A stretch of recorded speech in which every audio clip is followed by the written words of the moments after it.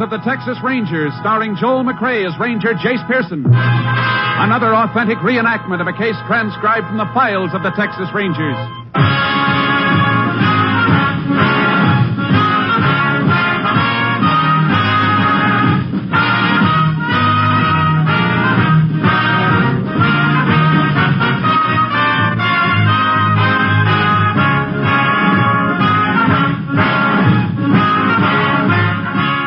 Names, dates, and places in the following story are fictitious for obvious reasons. The events themselves are a matter of record.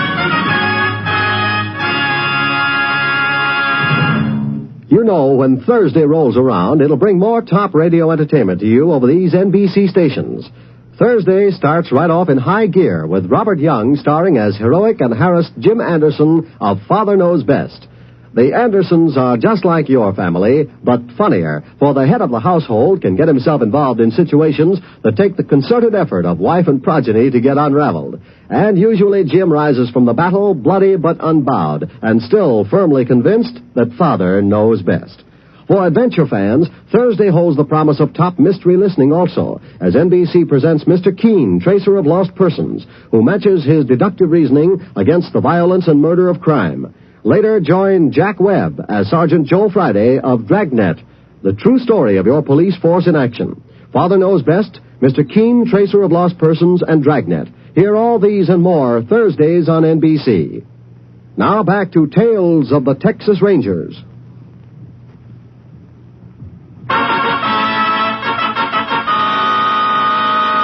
And now, from the files of the Texas Rangers, the case called Clip Job.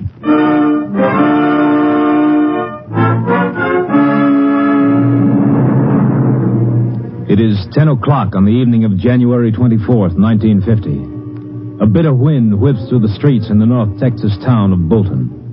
As the clock in the town hall strikes the hour, an elderly woman makes her way toward a lighted drugstore. Thank you, Mr. Guerra. Thank you. Good night. Can I help you, ma'am? Are you Mr. Crandall? Yes, ma'am. Some people told me you know everybody here in town. Well, ma'am, I reckon I do. I've had this drugstore 23 years. Do you know a man named George Colley? Colley? Colley. No, ma'am, I don't believe I do. What's it look like? Well, he's a big man, kind of stout, with gray hair. He's in the oil business. Well, ma'am, I might be wrong, but I don't recall anybody looks like that by the name of Colley. Of course, he could be new around town. Oh, no. He said he's lived here for years. Have you asked anybody else in town if they knew? Yes. I've asked all day. And you're sure you got the right town? Mr. Colley said Bolton. He told me he lived on Coursey Street. That's right, ma'am. We got a Coursey Street here. I went to the address he gave me. People there never heard of Mr. Colley. I guess I've come a long way. For nothing. I'm sorry, ma'am. You've been very kind. No, not at all. Anything else I can help you with? I'll just look around a little, if you don't mind. Well, sure. Just take your time. I'll go ahead wrapping up these orders. Mr. Crandall. Yes, ma'am? That bottle up there, how much does it cost? This one? The large one, just above it, with a red label. Oh, that bottle's not for sale, ma'am. We sell it by the ounce. How much is it an ounce? $1.25. But it's poison, ma'am. You'll need a prescription to buy it. Prescription? Yes, ma'am, from your doctor. Oh. Well, thank you very much. You feeling all right, ma'am? Yes. I'm all right. Well, you don't look so good to me, ma'am. You better come over here to the soda fountain and sit down. Please leave me alone. Ma'am! Operator! Get me Doc Holmes, and hurry.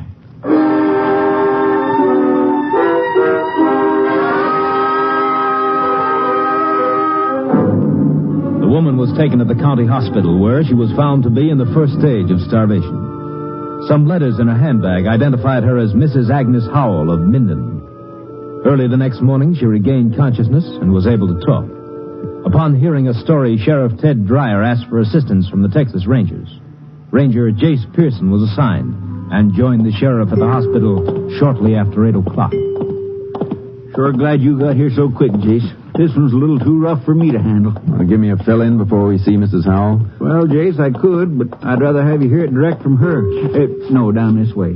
They had to put her in a charity ward. Didn't she have any relatives up in the town where she came from? Minden? Nope, I checked. Her husband died 4 months ago. She didn't have nobody else. You know, Jayce, that poor old lady hadn't eaten in 48 hours. No money? When I went through her pocketbook for identification, I found 13 cents. Here we are. Ms. Howell's the third bed down. Morning, Ms. Howell. Ms. Howell, this is Ranger Pearson. I'd like you to tell him everything you told me. What's the use? He can't get my money back. $6,000. All I had in the world. Gone. Somebody stole your money, ma'am? I didn't know he was going to steal it. Mr. Colley. He seemed like such a fine man. Everything he said I believed. Oh, I'm so ashamed. Oh, now, Ms. Howell. I'm sorry. I'm all right now. This Mr. Colley, do you know his first name? George. He seemed like the kind of man you could trust. Big and sort of stout with nice gray hair. When he come to the house, he said he'd been a friend of my husband's. How long ago was this, ma'am? Well, a month, I think. When I told him my husband was dead, he seemed so upset. He said he had a check for my husband. $500 was the profit from one of Mr. Colley's oil wells. Had your husband ever said anything to you about investing in an oil well? No, but lots of people around Minden have made money from oil. I didn't think there was anything wrong. Did Mr. Colley give you the check? Well, no. He said he wants to do me a favor. Said he'd double my $500 in 3 days. When he come back, he told me he'd done even better. He had $1,200 for me. And then he said if you'd put the rest of your money to it, he'd make a lot more. Is that it? He told me I'd get at least $50,000. How did you know? I just had an idea. You gave him the money, didn't you, ma'am? Yes, I did. He promised me $50,000. Seemed like such a lot. It is, ma'am. And so's your $6,000. When did you first get suspicious of Mr. Colley? About 2 weeks after he left. He said he'd be back in a week. When he didn't show up for a month, Ms. Howell decided to come over here to Bolton and look for him. I had to. There wasn't any more food in the house. I was ashamed to go to the neighbors. Our life savings. I was such a fool. I'd like to get my hands on this Colley fellow for just 5 minutes. I hope I can oblige you, Sheriff. Mrs. Howell, when Colley was in your town, did he stay at a hotel? Yes, he did.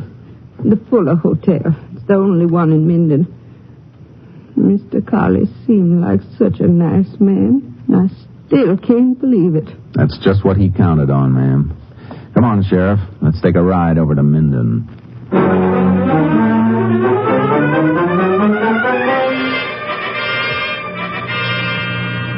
Turn right at the next corner, Jayce. Fuller Hotel's at the end of the block. Uh-huh. You know, there's one thing I can't understand. How did this Colley know to come right to Ms. Howell? It's an old racket, Sheriff. He's what we call a hearse chaser. Scouts around till he finds a widow with a little bit of money, and then he goes to work. But how did he happen to find Ms. Howell? He didn't just happen. Probably used the local newspaper. Checked the obituary columns for a few months back and picked out his victim very carefully. The rest was easy. Yeah, too easy. Sounds like he really knows his business. If he's the one I think he is, he's one of the smartest. We've been after him over a year. Haven't been able to get close to him, huh? Not yet. Most of the women he's swindled don't come to us till months after it's happened. That makes it tough, all right. Here's the hotel, Jayce. Yeah. You sure we're doing right coming over here to Minden? Seems like a mighty cold trail. No trail's ever cold, Sheriff. Not as long as it's a trail. And this is one I want to follow right to the end.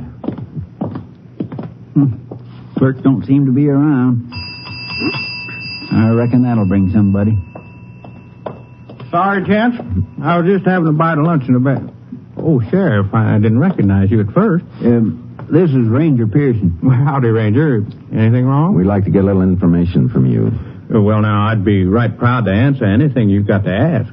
Always glad to help out a ranger. Do you remember a man named George Colley? Stayed here about a month ago. Well, that's real funny you asked about Mr. Colley. Oh? Kind of stout fella, with gray hair, smokes big black cigars all the time. He the one you mean? You ain't seen him around here lately, have you? Nope. But me and my wife was talking about him just last night. Anything special made you remember him? You bet there is. Ain't often a man keeps a big wad of cash in my safe like Mr. Colley did. $6,000 it was. Brought it in the last day he was here. How'd you know it was $6,000? I made him count it before he put it in the envelope. All $100 bills it was. I asked him why he didn't put that much money in the bank. Said he didn't trust banks. How long did Mr. Colley stay here? 3 days. Yeah, 3 days. Oh, I never forgot. There was something else he put in the safe. What was that? A gold ring with a diamond big as the end of your thumb. I said to him, sort of joking, Mr. Colley, you act like we got crooks here in Minden. And he answers real serious. You never know. Just like that. You never know. We have a look at his hotel bill? Mr. Colley done something wrong? Better just go ahead and get what the ranger asked. Oh, sure. I didn't mean to get nosy. I'll have it for you in a minute. What do you want with Colley's hotel bill, Jayce? Sometimes they're like diaries, Sheriff, and this one might give us the lead we're looking for. Here you are, Ranger. $21.50. Paid in full. Cash. It's a pretty big bill for 3 days. Well, he had some cleaning and laundry done. Rush, so it was extra. You can see it right here. This item number 4, $2.30 for telephone. Is that for local calls? No, we don't charge for local calls. I reckon Mr. Colley must have phoned out of town. Any idea who he phoned? That might be real hard to say, Ranger. We just get the charges and put them on the bill. Thanks. Come on, Sheriff. Where are we going, Jayce? Down to the phone company. Think we might be on to something? I don't know, but it could be Mr. Colley left us a little message without knowing it.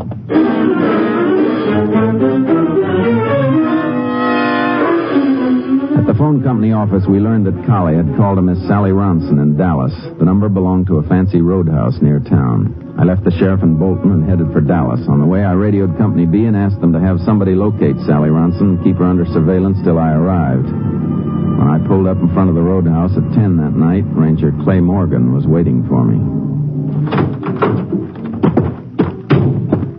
Over here, Jayce. Hello, Clay. I got your message, Jayce. Cap wants me to work with you on the rest of the case. Good. You get a line on Sally Ronson? She tap dances in the floor show inside. Just watch the end of her act. She's got another show tonight. Let's go in. Sure. Jayce, you think this girl is mixed up in the hearse-chasing racket with Colley? It's hard to say. If he called her long distance, that's enough to start on. The manager said her dressing room was down at the end of the hall. How much did Colley get from the old lady in Minden, Jayce? $6,000, everything her husband left her. She must have been an awful easy mark. Maybe, but Colley's a pretty sharp article. Is this Sally Ronson's dressing room? Yeah. Just a minute. She sounds a little tired. She's a little frayed at the edges. How much is... Oh, I thought you was the kid from the drugstore. I'm Ranger Pearson, ma'am. This is Ranger Morgan. All right if we come in for a few minutes? Why not? Excuse me for not having shoes on. I'll go get my slippers. It's all right, ma'am. We just want to ask you a few questions. I'm getting so I never want to have shoes on when I'm not dancing. You know how bad it makes you feel when your feet get tired. Yes, ma'am. Sit down. No, thanks. Seems like I'm tired all the time now. 7 years of dancing in places like this.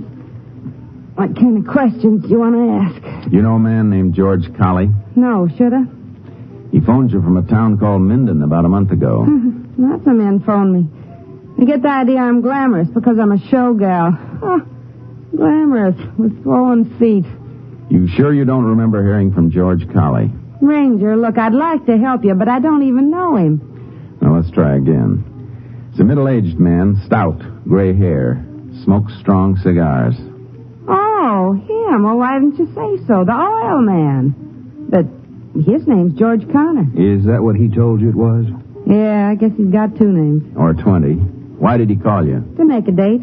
He always takes me out when he's near where I'm playing. He makes me tired with all his big talk, but he buys a good dinner. He in trouble? Yeah. You seen him recently? A week, maybe 10 days ago. You expect to see him again soon, Miss Ronson? Look, Rangers, I can't afford to get mixed up in nothing. Bad publicity would ruin my bookings. We'll see you don't get mixed up in it. When are you supposed to see him again? Tomorrow. Club's closed and I don't have to work. He's coming in town.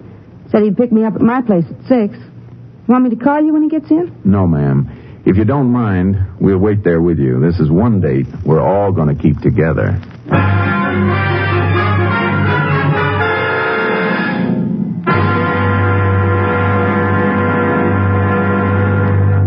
In just a moment, we will continue with Tales of the Texas Rangers, starring Joel McCrea as Ranger Jayce Pearson. Here's an important message about a serious problem. During the last 4 infantile paralysis epidemics, a total of $79 million was spent by the March of Dimes Fund in caring for those stricken with this dread disease. These were the 4 worst infantile paralysis epidemics in history. The funds are now gone. This is a crisis, and it can become a disaster. Unless you help more generously than ever before, thousands of crippled children might never walk again. Imagine the feelings of the young parents of a 3-year-old when they hear the terrible diagnosis verdict, your child has infantile paralysis. Thousands of parents heard those words last year. By contributing to the March of Dimes, you can speed the day when those words need never be spoken again. You, by your contribution, can speed the research which is now pressing forward so hopefully toward an early solution to polio. Join the 1952 March of Dimes today. Send contributions to your local March of Dimes headquarters. Remember, this fight is yours. And now, back to the Texas Rangers.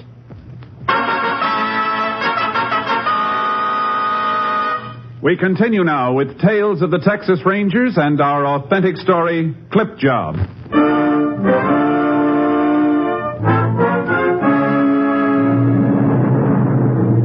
We put out a bulletin on George Colley with instructions to pay special attention to the area around Dallas. The next day we staked out in the lobby of Sally Ronson's hotel on the chance that Colley might show up early. A little after 5, we joined her in her room and waited for Colley to keep his 6 o'clock date. At 6:30, he hadn't arrived. Sally made coffee for us on a hot plate she kept in her room. Can't understand why he don't show up. He's never missed a date with you before, has he, Miss Ronson? No. Here's your coffee, Rangers. Not very strong, but it's hot. Thanks. Thanks, ma'am. I wish I'd never got mixed up with him. I didn't know he was a crook. It's not your fault. Suppose he puts up a fight when he sees you here. He might have a gun. Men like Colley don't often carry guns, ma'am. No need to get upset, Miss Ronson. You just relax and let us worry about Colley. Yeah. You got a coin for the radio, Ranger? Oh, sure. Here. Thanks. You've never been this late before. Jayce, you don't think he spotted us when we came up here, do you? I doubt it. He probably doesn't have any idea we're after him. Ranger, I can't help it. I'm getting scared. Couldn't I go somewhere and let you wait for him here? I'm afraid not, ma'am. We can't take the chance of him seeing you on the street. But if he comes... Answer it, ma'am. It might be him. What'll I say? Just what you would ordinarily. Don't let him think there's anything wrong. I'll try. Hello? All right, operator. Hey, turn off the radio, will I'll you? get the radio, Jayce. Well, hello there. Oh? Well, if it can be helped. No, it's all right. Yeah. And so long. It was him. Said he had some business and can't get to Dallas till day after tomorrow. Did he say where he was calling from? He didn't, but the operator said the call was from Wilford. Wilford? Let's see, that's about 150 miles from here. Oil country. Chances are Colley's working another clip job. Jayce, you figure we might be able to pick him up there? We'll give it a try. Call headquarters, Clay. Get them to cover this hotel. We're going to head for Wilford. We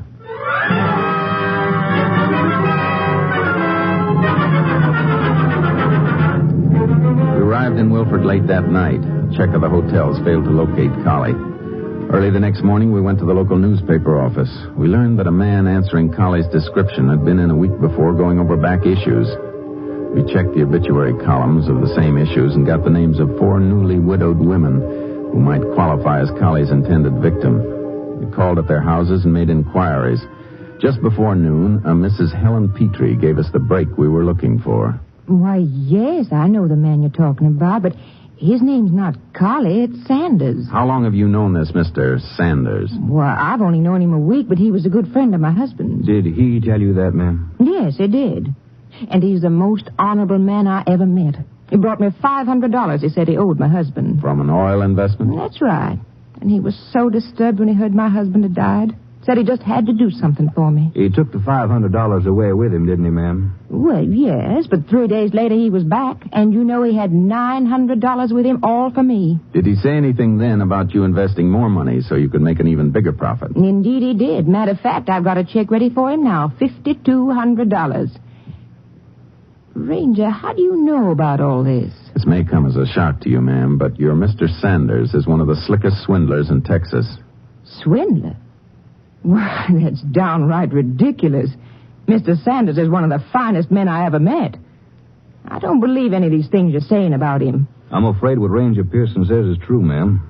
We know of at least one woman who's already lost all her savings because she trusted him. But Mr. Sanders wouldn't do a thing like that. You sure you're not mistaken, Ranger? There's no mistake, ma'am. This man's a criminal. Well, I don't know what to say. It makes me feel weak all over. Mr. Sanders, he seemed so kind and so honest. I know, ma'am. And we're sorry to have to tell you that he isn't. What can I do? He's coming to pick up the check. When? 2:00 today. I just don't know what I'm going to do. We'd like you to see him, ma'am, and we want you to give him your check, just the way you planned to do. Well, I don't understand, Ranger. Would you give us permission to set up a hidden microphone in this room? Well, of course, but whatever for? We want to have a record of this man at work, just for our own use. You mean you want me to talk to Mr. Sanders like nothing's happened? That's right. And don't worry, ma'am. We'll be right in the next room. Oh, it's not that. It's... Well, I'm not sure if I can face him knowing what I do now. I never was much good at acting. Just do your best, ma'am. That's all we can ask. Clay? Yeah, Jayce. How about pulling the car into a side street where it can't be seen? And bring the tape recorder back with you. Sure. Better step on it. We've got a lot to do before 2:00.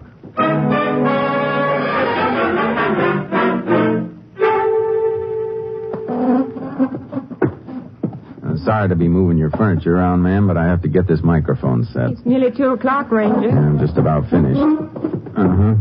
Now we'll try a test with Ranger Morgan in the next room. Testing, Clay.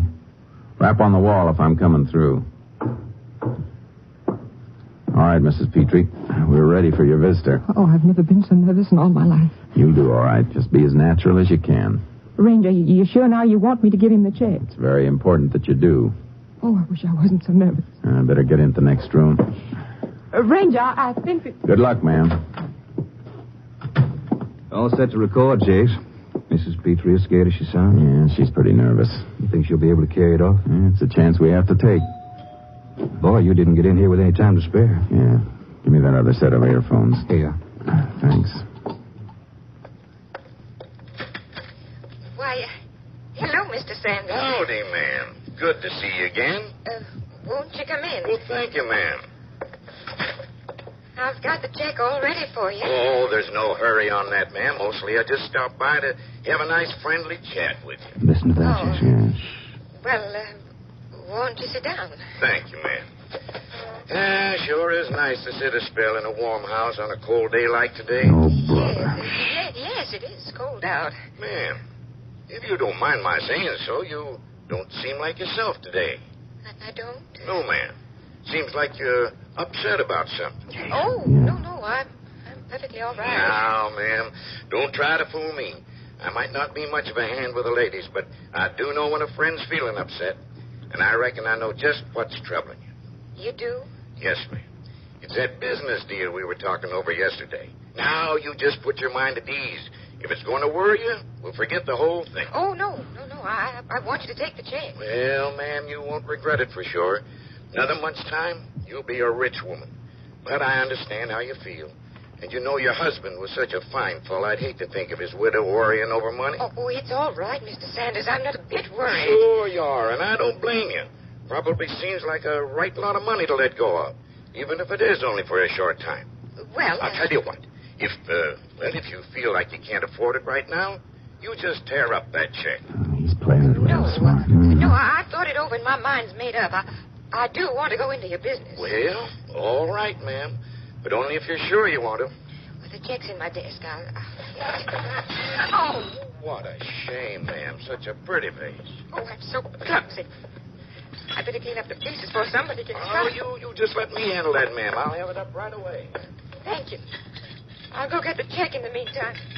He's crazy if he hasn't noticed something wrong by now. There we are, ma'am. And here's the check, Mr. Sanders. $5,200. Well, Mrs. Petrie, now that you have made up your mind, I can tell you you've made the what? Ma'am, your hand's shaking. It's nothing. You know, ma'am, I just got a hunch we shouldn't do business today. I'll be back to see you some other day. Mr. Sanders! Casey's taken off. Goodbye, ma'am. Come on. I'm sorry, Rangers. I just couldn't. That's all right, ma'am. Let's stop him, Clay. Right. Jayce is in his car. Hold it, Collie! You got his tire, Jayce? Yeah, let's go. Don't move, Collie. You're covered. All right. Get out of the car. What's this all about, Rangers? You might have killed me. It would have been too good for you, Collie. What are you calling me Collie for? My name's Sanders. You must have a tough time keeping track of all your names. Put out your hands, Collie. You're under arrest. Arrest? What for? Swindling. Me? You're making a mistake, Ranger. No, Collie. You made the mistake when you swindled Agnes Howell over in Minden. Agnes Howell? I don't know anybody by that name. I think she'll know you. Come on, Collie. She spent a long time looking for you. Let's not keep her waiting any longer.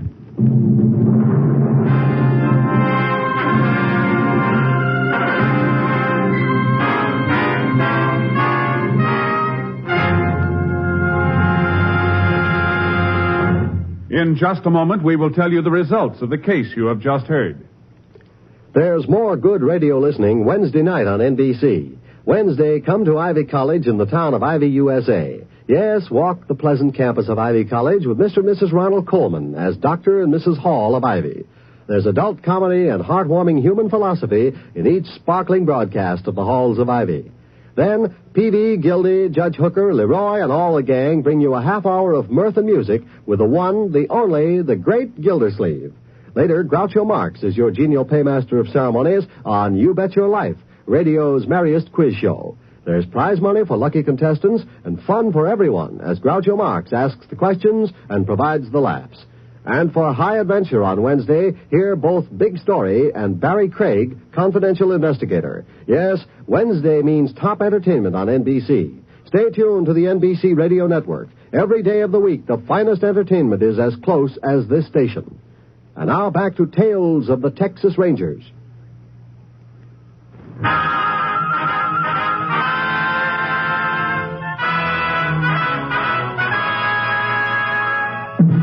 And now, here are the results of the case you have just heard. George Colley was brought to trial on March 13th, 1950. During the 2 months preceding his trial, Agnes Howell and 3 other women from various parts of the state filed charges against him for fraud. Of the $6,000 Mrs. Howell had lost, $3,800 was recovered and returned. On April 26, 1950, George Colley was sentenced to 20 years in Huntsville Penitentiary. Next week, Joel McCrea in another authentic reenactment of a case from the files of the Texas Rangers.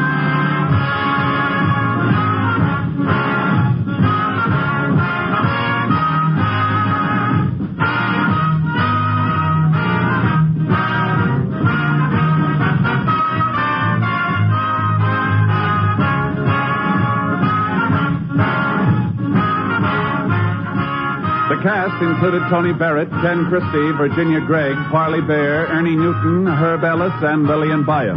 Technical advisor was Captain M.T. Lone Wolf Gonzalez of the Texas Rangers.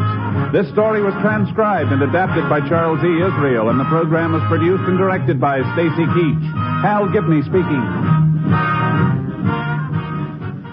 Next, it's the Big